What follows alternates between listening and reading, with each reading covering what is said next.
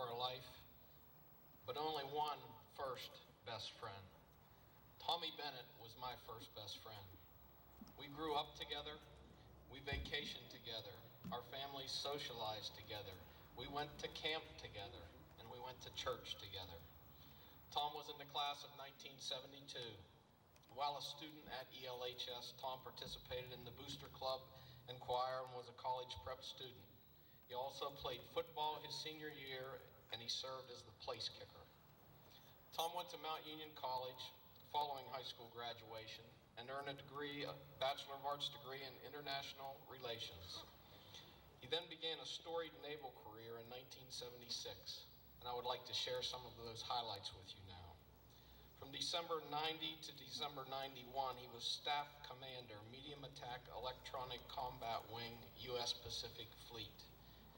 December 91 to September 95, Commanding Officer, VAQ-140. He was responsible for Carrier-Based Squadron. He received distinction as being the top pilot out of 102 pilots in the Air Wing. In September 1995 to August 96, Deputy Inspector General, U.S. Space Command. August of 96 to September of 1998, Executive Officer of the USS Kitty Hawk aircraft carrier. He was Senior Tactical Pilot and second in command of a 3,000-man crew. From September 98 to April 02, he was Air Wing Commander. He was directly responsible for 78 aircraft, 2,500 personnel. He managed a $3.5 billion inventory and a $21 million operating budget. Captain Bennett had two unique experiences in his career. On June 6, 1994, Tom was chosen to lead 16 aircraft into France. This mission was to fly over both Utah and Omaha beaches to celebrate the 50th anniversary of forces landing in France. After the flights, which came off without a hitch, Tom gave a speech to the French people in both English and French, and he was given a medal from the French government. The highlight of Commander Bennett's naval career came when he was chosen to be the Air Wing Commander during the initial response to the attack on the United States on 9/11. He was the Air Component Commander in charge of 2 air wings and worked directly for General Tommy Franks. 2 air wings comprise 160 aircraft and 8,000 personnel. Tom was responsible for planning and directing all air attacks into Afghanistan for the first 2 months of Operation Enduring Freedom. Tom had the honor of personally leading the first strike into the country. He could have sent his men on that strike. He chose to fly the plane himself. This, folks, is leadership. He states that it was a wonderful way to end his career. I would like to list some awards that he has received.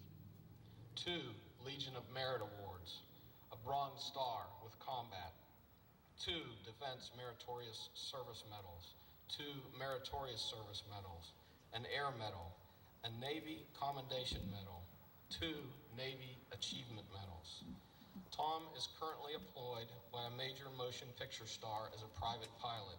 He flies the Gulfstream 5 for his employer. It is the most advanced corporate aircraft in the world. He has signed a confidentiality agreement with his employer for security purposes. Don't ask, he can't tell you. I showed this resume to one of my business partners.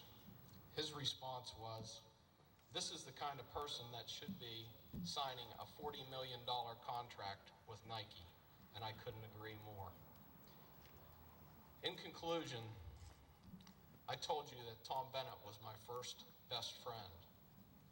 But now, Tom Bennett is my hero.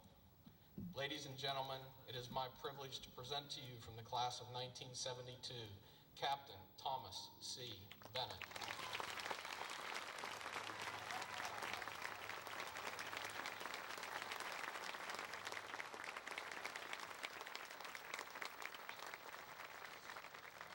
Wow. JD, thank you very much for that amazing introduction. Not only is this a class reunion, for me, it is also a family reunion. In the audience is my mother, my sister, my brother, my Uncle Jack, my Uncle Don,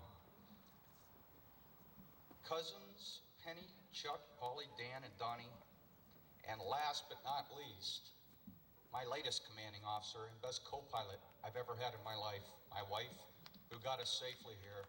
Peggy, I love you. To begin, let me say that I am both humbled and honored to have been selected as a distinguished alumni from my hometown. I have never been very good at giving speeches where being recognized for an achievement. On the other hand, if Al-Qaeda was massing across the Ohio River, I could say some words to you that would get you whipped up into an aggressive frenzy, and the group of people right here, we would personally kick their butts and send them back to the sand holes where they belong.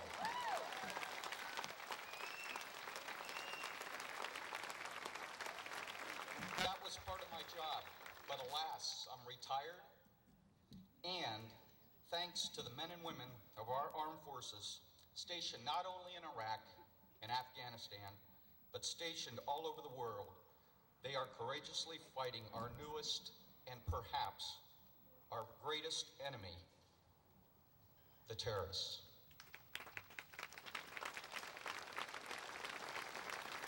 It was the greatest satisfaction in my life that I was in a position to begin to right the wrong that was called 9/11. And let me tell you something, you were with me. In 26 years of naval service, from the drudge of the Cold War to the retaliation in Afghanistan, long cruises aboard ships away from family, my patriotism and pride never wavered. And it didn't because when I would visit home, the people of this town renewed my commitment to defending and protecting our freedoms and liberties. I would get so charged when I visited home. My hometown is where I learned hard work, honesty, and humility. This always was and is a community filled with great people, potters, professionals, tradesmen, and those hard-working mill workers that turned this town from clay to steel. And even after the mill is gone, I still think the real heroes now reside in this town and take care of it. And from the eyes of this former, but I want to say current resident, I think this town is beautiful.